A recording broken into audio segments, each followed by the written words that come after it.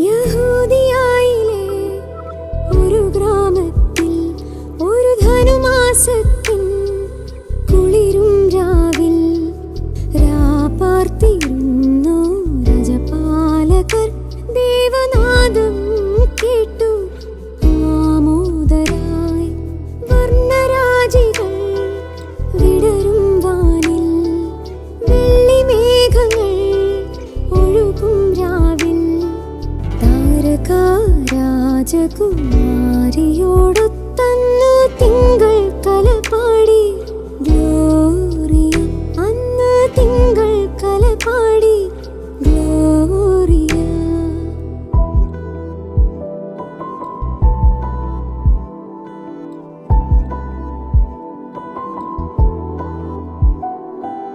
താരകം തന്നെ നോക്കി ആട്ടിടയർ നടന്നു.